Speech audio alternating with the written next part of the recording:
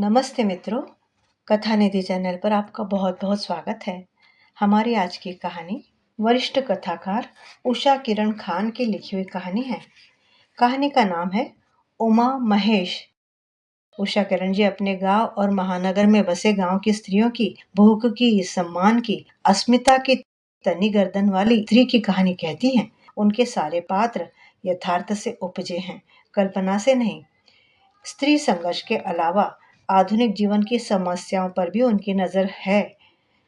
वे कहते हैं कि कला में यथार्थ हमेशा संवेदना से छनकर आता है। उनकी कहानियां मानवीय संवेदना से भरी पूरी होती हैं और मर्म को छू जाती हैं। तो चलिए कहानी शुरू करते हैं। उमा महेश। बिटिया सोनम ने 5वीं पास कर लिया था। उमा उमंग में डूबी रही दिन भर। सांझ होते ही उच्च विद्यालय की अवकाश प्राप्त शिक्षिका मालती सिन्हा के घर पहुंची और सोनम का प्रमाण पत्र दिखलाया। ये अच्छे अंक से पास होकर आई है। क्लास में किस पोजीशन पर आई? फर्स्ट आई है दीदी। बहुत अच्छा। अब आगे? मालती साकांक्ष हुई। डाक बंगले वाले हाई स्कूल में नाम लिखाना है। आप चाहेंगी तो सब होगा। दीदी, आपके ही आसरे बेटी पढ़ रही है। आप जानती हैं ना कि मोहल्ले की सभी मालिकिन उसे काम पर लगाने को कहती है। कहते कहते उमा की आंखों में आंसू भर आए। मालती सिन्हा ने अखबार पर से आंखें हटाई और उसे गौर से देखने लगी। छोटे कद की, गेहूं रंग की, दुबली पतली उमा को देखकर कोई नहीं कह सकता था कि यह 5 बच्चों की माँ है। 3 बेटियों के बाद उसे एक बेटा हुआ, जिसकी वह प्रतीक्षा कर रही थी। बेटे के बाद एक और बेटी हुई। तब मालती सिन्हा ने बुलाकर उसे फटकारा। अब ये क्या लगा रखा है उमा? बच्चे पैदा करने की मशीन बन गई हो। अपनी राम कहानी कहकर रोती रहती हो, फिर भी लाइन लगाने लग गई।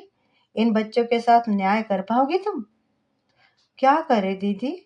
सामने क्लिनिक में कैंप लगा है, वंध्याकरण करवा लो, कोई परेशानी नहीं होगी। उमा ने वैसा ही किया। वंध्याकरण करवाई, पर उमा को भारी कीमत चुकानी पड़ी। महेश ने दारू पीकर उसे बहुत पीटा तथा घर से बाल पकड़कर निकाल दिया। जब जब महेश इसके बाल पकड़कर घसीटता, तब तब उमा अपने लंबे खूबसूरत बालों पर खूब रोती। मालती सिन्हा डाक बंगले वाले हाई स्कूल की शिक्षिका थी। 4 वर्ष पहले सेवानिवृत्त हो गई। सरकारी स्कूल होने के कारण इन्हें पेंशन अच्छी मिलती है। मालती जी विधवा स्त्री थी। इनकी अपनी कोई संतान भी नहीं थी। इन्होंने अपने 2 छोटे देवरों की संतान को अपनी संतान मानकर पाला पोसा और जो बन पड़ा उनको सहयोग किया। दोनों देवरों के मिलाकर 4 बेटे हैं। उच्च शिक्षा पाकर सभी विदेश में जाकर नौकरी करने लगे। देवर और देवरानी भी अपने बच्चों के साथ रहने लगे। पुश्तैनी मकान जो था वह साझा था, उसे देवरों ने बेच दिया। मालती का हिस्सा उनके खाते में जमा करके उन्हें बेघर कर दिया। अब मालती अपने ही मकान में बने फ्लैट में किराएदार है। नया मकान मालिक वहां अपार्टमेंट बनाना चाहता है। उसने एक दिन आकर इनसे कहा कि नए अपार्टमेंट में ये चाहे तो 1 बेडरूम वाला फ्लैट खरीद ले, दाम उचित लगा देगा। मालती ने उसका धन्यवाद किया कि उसने इनके बारे में इतना सोचा तो सही। साथ ही कहा, अब फ्लैट खरीद कर करूंगी क्या मैं? कहीं भी रह लूंगी अब तो किराए पर। ऐसा संभव नहीं होगा दीदी, आपको लगातार कोई किराए पर घर नहीं मिलेगा। अभी आपकी उम्र ही क्या हुई है? 65 पर पहुंच रही हूँ। 90 तक जी गई तब? सर पर छत तो चाहिए। अरे मेरे पास उतने पैसे कहाँ हैं? क्यों? मकान बेचा था, उसका हिस्सा है ना, आपने फिक्स कर दिया था। आपको उसी पैसे से मैं एक फ्लैट देना चाहता हूँ दीदी। आपको कम से कम मैं बेघर नहीं करना चाहता, उस नए अजनबी मकान मालिक ने कहा। मालती सोचने लगी, जो अपने थे उन्होंने नहीं सोचा, यह पराया होकर सोच रहा है। उन्होंने अपने आप को तौला। जमा पूंजी से घर ले लूं और पेंशन पर गुजारा करूं, यह तो हो ही सकता है। उन्होंने हामी भर दी फ्लैट के लिए। बाजू के मकान में एक कमरे में रहने आ गई। अपार्टमेंट का निर्माण चलता रहा। मालती ने सबसे ऊपर फ्लैट लेने की इच्छा जाहिर की, जिसे मकान मालिक ने स्वीकार कर लिया। उमा इनके घर पिछले 15 वर्षों से काम करती है। 15 वर्ष पहले जब आई थी तब भी ऐसी ही थी, अलबत्ता बाल कुछ और घने थे, चेहरे पर चमक थी। इनके घर काम करने वाली दूसरी आया ने उसे मालती से मिलवाया था। मालती के देवर के बेटे की शादी थी, अधिक काम की जरूरत थी। उमा के लिए इस शहर में यह पहला ही काम था। शादी ब्याह निपट गया था, फिर भी मालती ने उमा को कपड़े धोने के काम पर लगाए रखा था। रविवार और छुट्टियों के दिन उमा उनके पैर दबा देती। मालती उस पर अतिरिक्त प्रसन्न रहती। खाली घर में उमा उसकी सहेली सी बन गई थी। कभी कभी खाना भी बना दिया करती। उमा का पति महेश आइसक्रीम का ठेला चलाता था। इस महानगर बनते शहर में ढेरों कस्बे बसे हैं और उन कस्बों के अंदर बीसियों गांव बसे हैं। ऐसा ही गांव इस मोहल्ले के बाजू में स्थित है, जिसे उमा तथा महेश जैसे सुदूर गांवों से आने वाले लोग गुलजार रखते हैं। उन गांव की संपूर्ण मानसिकता को इस महानगर का नवनिर्मित गांव जीवित रखता है। उमा के माता पिता मजदूरी करने को आसाम गए थे, जहां उसका जन्म हुआ। वह और उसके भाई बहन वहीं पले बड़े थे। बेटियों ने भी स्कूल का मुंह देखा था। उमा भी साक्षर थी। यही कारण था कि उमा अपनी बेटियों को पढ़ाना चाहती थी। वह स्वयं जो न कर सकी वह बेटियां करे, यह किस माँ की इच्छा नहीं होती। मालती सिन्हा ने उमा की पहली बेटी को देखा तो चकित रह गई। बेटी गोरी गोरी थी, घुंघराले सुनहरे केश थे।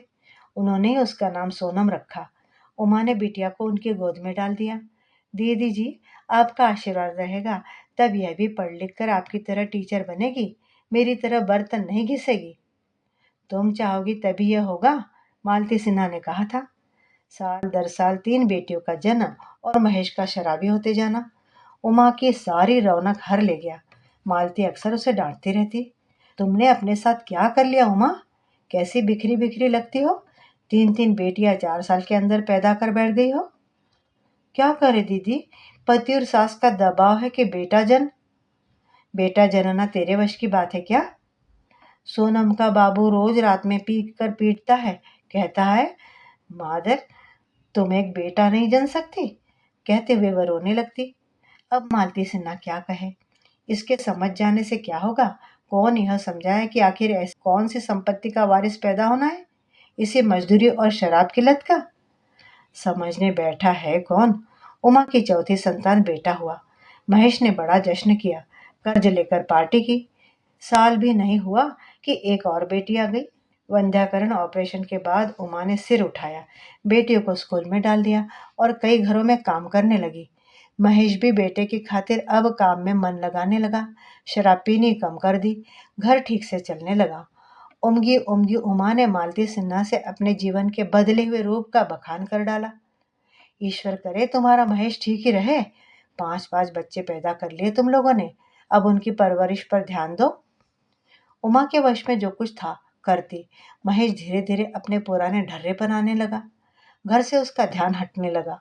उमा के व्यस्त होते जाने के कारण बच्चों पर पूरी तरह उसका ध्यान नहीं रहता। अलबत्ता अब सभी स्कूल जाने लगे थे। सोनम सबसे जहीन थी। 6ठी क्लास में बालिका उच्च विद्यालय जाने लगी। दूसरी बेटी कोमल बेहद शरारती थी। पूरी कॉलोनी में किसके घर में टिकोरे आए हैं, नींबू बड़े हो रहे हैं, पपीते पक रहे हैं, अमरूद फले हैं, इन सब का ध्यान वह खूब रखती। किताबों में क्या लिखा है इसका उससे दूर दूर का नाता न था। उमा कोमल के बारे में शिकायतें सुन सुनकर परेशान हो गई थी। ऐसे में एक दिन उसने मालती से कहा, दीदी जी, आप घंटा 2 घंटा समय दीजिए ना कोमल को।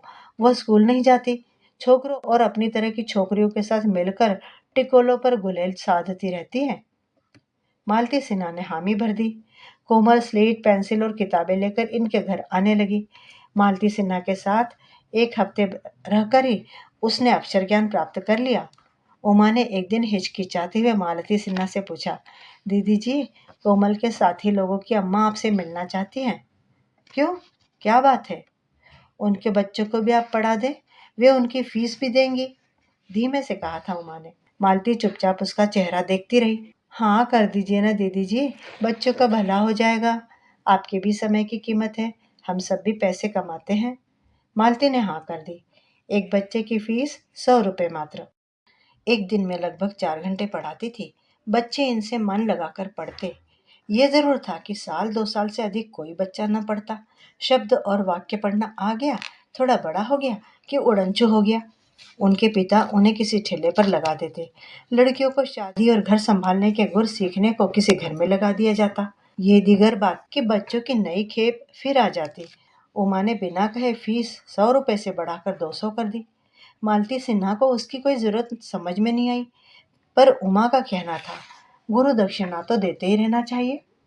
मालती उमा की इस अहेतुक चतुराई का रस लेती रहती। इन दिनों उमा उद्विग्न रहने लगी थी। पूछने पर रो पड़ी और बोली, महेश घर पर बिल्कुल पैसे नहीं देता है, शायद किसी अन्य स्त्री के चक्कर में पड़ गया। मालती को हैरत हुई। उमा जैसी सुंदर और समझदार स्त्री उसके तबके में कहाँ मिलती है? फिर दूसरी औरत का चक्कर क्या है? उमा के अनुसार शराब की लत के कारण ये हुआ है। शाम को शराब बेचने वाले के घर की किसी औरत ने फांस लिया है। आइसक्रीम की पूरी कमाई वो ले लेती है। मेरे मांगने पर वह मारपीट करता है मुझसे, देता कुछ नहीं है।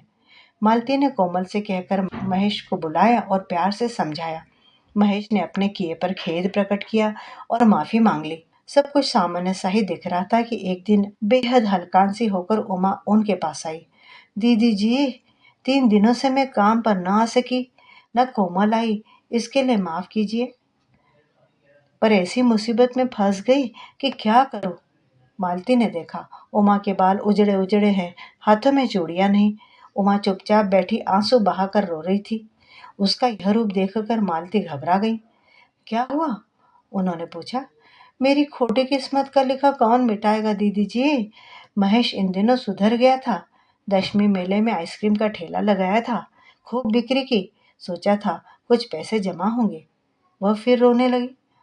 तो हुआ क्या? मालती अब जानने के लिए अधीर हो उठी। आइसक्रीम के ठेले के बाजू में कचरी घुंघनी का ठेला लगा था दीदी। उसने इससे कहा कि भाई, या तो तुम मेरी कचरी की यह खेप उतार दो, या सामने वाली गली में बनी दुकान से केन मांग कर ला दो। तुमने मेरी दुकान तो देखी है ना? दीदी जी, इसने कहा, ठीक है, मेरे आइसक्रीम का ठेला देखते रहना, मैं केन ले आता हूँ। वह केन लेने पहुंचा। वहां बैठे 2 व्यक्तियों ने इसे केन पकड़ाया ही था कि पुलिस आ गई और वे दोनों तो भाग गए। इसे तो कुछ पता ही नहीं था, ये नाहक पकड़ा गया। वे लोग कच्ची शराब का अवैध धंधा करते हैं। केन में भी वही था। कहकर वह चुप हो गए और फिर आंखें पोंछने लगी। फिर अब कहाँ है महेश? थाने में भी नहीं है दीदी जी, जेल चला गया। 3 महीने की कैद हो गई है। वह फिर जोर जोर से रोने लगी। मालती जी को समझ में नहीं आया कि क्या कहें। दिलासा दिया और समझाया कि अब बच्चों को संभालने की जिम्मेदारी तुम्हारी ही है। 10 दिन बीते होंगे। मालती सिन्हा ने देखा अपनी छत से कि उमा सतरंगी साड़ी में सजी धजी तैयार अपनी किसी सहेली के साथ कहीं जा रही है। चलो, इसका शौक तो कुछ कम हुआ, सोचा मालती सिन्हा ने। शाम को प्रसन्न वदना उमा आकर मालती जी के पैरों के पास बैठकर उनके पैर सहलाने लगी। क्या करती हो उमा? गुदगुदा रही हो तुम? क्या बात है, महेश आ गया क्या? कहते हुए वो हंस पड़ी और अपनी कलाई पर गोदने से लिखे उमा महेश शब्द युग्म को खरोचने से लगी। मालती सिन्हा ने पूछा, ये क्या कर रही हो? दीदी जी, लगातार 8 दिनों तक मैं उसका खाना लेकर जाती रही। कभी पूरी, कभी भात, कभी परांठा। 9वें दिन गई तो उसने मुझे गाली मारी, मेरे बाल नोचे, बोला, मादर, तुम खुद घर में अच्छे अच्छे मच्छी मांस खाती हो, मेरे लिए रूखा सूखा? इससे तो अच्छी दूसरी औरत है मेरी। वहां खड़े सिपाही जी ने हमें छुड़ाया और बताया कि एक औरत मछली और दारू लेकर आई थी इसके लिए। दीदी जी, आते वक्त मैं सोचने लगी कि मैं किसका सोग करूं, क्यों ना मैं खुद सुख से रहूं। उमंग में भरकर वह हंसने लगी। फिर बड़े प्यार से गोदाया गया युगल नाम उमा महेश खरोचने का असफल प्रयास करने लगी वह। मित्रों, यहाँ कहानी खत्म होती है उमा महेश। अब बताइए, क्या उमा ने सही निर्णय किया? अपने हाथ पर गोदाया हुआ उमा महेश अब वो खरोच रही है, अपनी नई जिंदगी जीना चाहती है, पूछ रही है कि किसका दुख मनाऊं, अब खुद ही सुख से क्यों न रहूं? क्या वह गलत है? कमेंट बॉक्स में ज़रूर लिखिएगा आपका विचार। कहानी अच्छी लगी हो तो एक लाइक ज़रूर कीजिएगा और चैनल पर नए हैं तो चैनल को सब्सक्राइब भी ज़रूर कर लीजिएगा। जल्दी ही मिलती हूँ एक और अच्छी सी कहानी के साथ। तब तक विदा। आपका दिन शुभ हो।